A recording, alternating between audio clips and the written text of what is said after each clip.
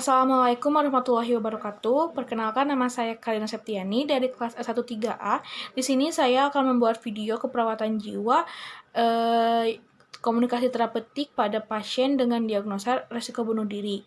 Dimulai dari definisinya, yaitu percobaan bunuh diri adalah perilaku destruktif diri, di mana setiap aktivitas yang tidak dapat dicegah maka akan mengarahkan kepada kematian.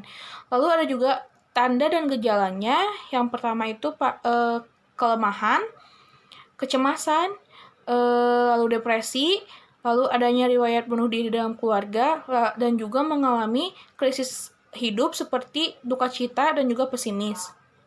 Lalu untuk jenis bunuh diri ada 3. Yang pertama, isyarat bunuh diri. Jenis ini pasien mulai mengisyaratkan hal negatif dalam dirinya dan juga menggambarkan harga diri rendah. Lalu yang kedua ada ancaman bunuh diri.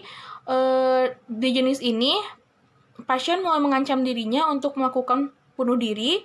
Dan yang ketiga ada percobaan bunuh diri, di mana pasien mulai mencoba melakukan bunuh diri dengan cara menggantung atau meminum racun, bahkan melakukan hal berbahaya lainnya. Lalu untuk rentang responnya dimulai dari adaptif yaitu peningkatan diri, lalu peningkatan beresiko, lalu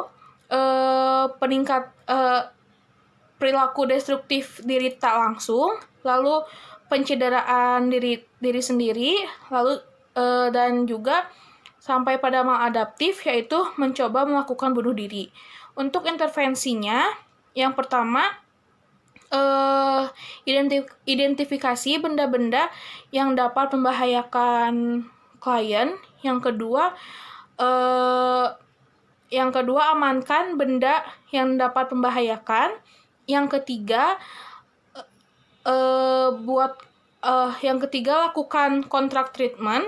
Yang keempat, ajarkan cara mengendalikan dorongan bunuh diri. Dan yang kelima, latih cara mengendalikan dorongan bunuh diri.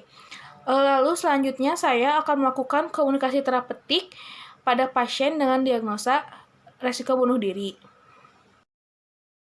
Assalamualaikum warahmatullahi wabarakatuh. Perkenalkan, nama saya Karina Septiani. Saya mahasiswa STIKA PPNI Jawa Barat semester 6 Prodi S1 Keperawatan. Pada kesempatan kali ini saya akan melakukan ujian komunikasi terapeutik. Saya harap ujian kali ini dapat berjalan dengan baik dan lancar sehingga tujuan yang saya harapkan dapat tercapai. Saya adalah seorang anak dan saya status masih sendiri. Kedudukan saya dengan klien yaitu klien lebih tua dari saya sehingga saya akan menyebutnya dengan sebutan teteh untuk menghormati klien. Nilai yang kami yakini sama, klien beragama Islam sehingga jika saya melakukan sentuhan terapeutik, klien tidak akan menolak. Kekuatan saya yaitu saya cukup percaya diri untuk melakukan komunikasi ini karena saya telah berlatih dan sebelumnya saya pernah melakukan komunikasi terapeutik. Kelemahannya yaitu terkadang saya kesulitan untuk merangkai kalimat. Perasaan saya saat ini yaitu saya merasa gugup, tetapi saya berusaha untuk menenangkan diri saya dengan cara menarik nafas dalam. Apabila klien terdiam sejenak di tengah komunikasi, maka saya akan memberikan waktu kepada klien, dan apabila klien ingin mengakhiri komunikasi, maka saya akan mengatur ulang jadwal di pertemuan berikutnya. Untuk waktunya, sekitar pukul 2 siang, tempatnya saya menawarkan di kamar pasien, di taman, atau bahkan di tempat yang klien merasa nyaman. Tujuannya yaitu untuk mendorong pasien agar tidak melakukan percobaan bunuh diri. Saya akan melakukan komunikasi di tempat yang tenang. Jarak antara bahu dengan bahu yaitu 100-120 cm dan lutut ke lutut 40-60 cm. Dan saya akan menatap klien dan sedikit menunduk yang menandakan bahwa saya siap untuk melakukan komunikasi terapeutik. Assalamualaikum Teteh. Boleh saya duduk di sini? Selamat siang Teteh. Perkenalkan, nama saya Karina Septiani. Saya sering disebut dengan sebutan Karin. Saya adalah mahasiswa dari STIKEP PPNI Jawa Barat yang kebetulan yang sedang bertugas pada siang hari ini. Kalau boleh tahu, nama teteh siapa? Nama saya Andin. Teteh Andin. Apakah ada panggilan yang teteh sukai? Tidak. Baik, kalau begitu saya panggil saja dengan sebutan Teteh Andin. Teteh Andin, bagaimana kabarnya hari ini? Kabarnya baik-baik saja. Bagaimana tidurnya semalam, Teh? Tidurnya sedikit kurang, saya nggak bisa tidur. Bisa tidur. Iya. Baik, kalau begitu untuk pertemuan hari ini kita akan membicarakan mengenai benda apa saja yang dapat membahayakan pada diri teteh dan juga bagaimana cara untuk mengusir dorongan bunuh diri, dimana tujuannya ini ya, agar teteh tahu apa aja sih benda yang dapat membahayakan, dan juga teteh tahu bagaimana caranya untuk menghindari bunuh diri. Untuk waktunya kurang lebih sekitar 15 menit. Apakah teteh bersedia? Baik. Untuk tempatnya apakah mau di sini saja atau mau di taman, Teh? Di sini saja. Sini saja. Baik, kalau begitu nanti saya akan mengajukan beberapa pertanyaan kepada teteh dan teteh bisa menjawab sesuai yang teteh tahu ya, Teh. Jadi teteh, untuk pertanyaan pertama yang saya ingin tanyakan yaitu, apakah teteh tahu benda apa aja sih yang dapat membahayakan pada diri teteh terutama? Ya. Boleh tolong sebutkan? Benda kayak pisau, terus gunting, paku, jarum. Ya, bagus. Teteh sudah tahu berarti ya benda apa aja yang dapat membahayakan. Lalu teteh apakah di sekitar teteh atau teteh menyimpan salah satu dari benda tersebut? Tidak ada. Tidak. Kalau nanti teteh menemukan salah satu benda itu ada di sekitar teteh, mohon untuk tidak didekati ya, Teh, dan jangan teteh pegang benda itu karena teteh tahu kan itu benda yang berbahaya. Lalu pertanyaan berikutnya, apakah akhir-akhir ini teteh sering mendengar bisikan-bisikan dari suara lain? Makanya dari itu saya susah tidur kalau malam itu, karena bisikannya tuh sering banget datangnya malam gitu, kayak nyuruh aku buat mati gitu bisikannya. Begitu.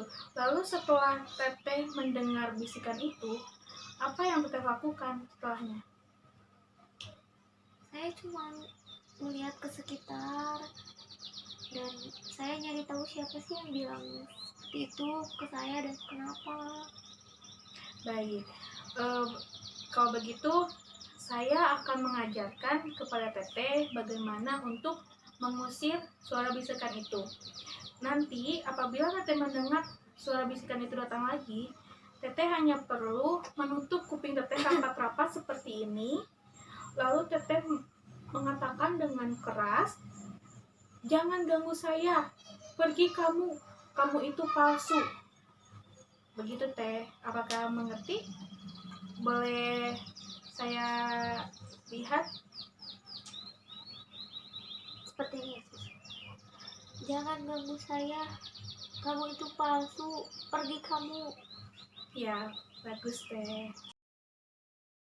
Teteh, bagaimana perasaan teteh sekarang setelah teteh mengetahui benda yang berbahaya dan juga bagaimana cara mengusir suara bisikan itu?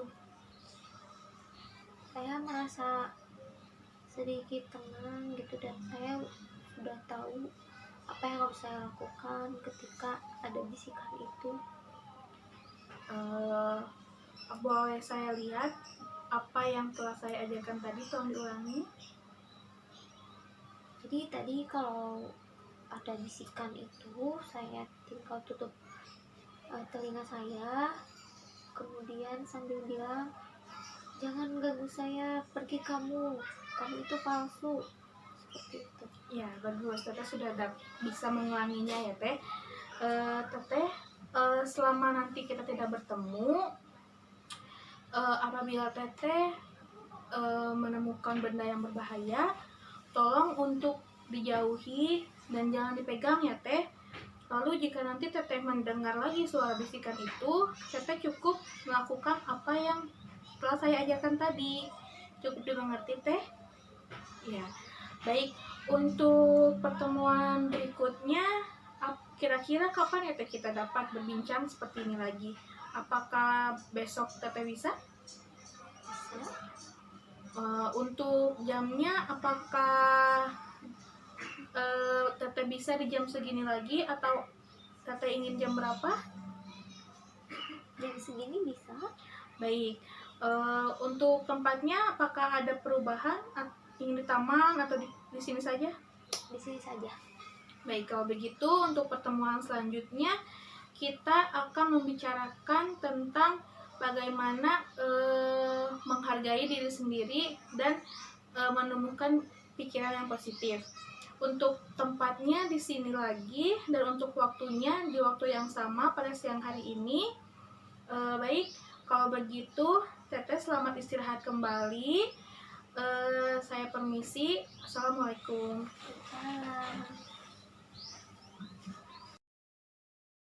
Alhamdulillah, saya telah melaksanakan ujian komunikasi terapetik ini. Perasaan saya setelah melaksanakan ujian ini, saya merasa cukup puas karena pasien kooperatif selama komunikasi berlangsung.